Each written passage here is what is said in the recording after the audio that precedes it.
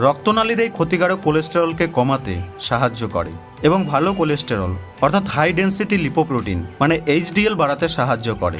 ফলে হার্ট থাকে ফিট, রক্ত চলাচল হয় স্বাভাবিক। সজনে পাতা হার্ট ডিজিজকে রোধ করতে দারুণভাবে সাহায্য করে। Number 10, boost stamina.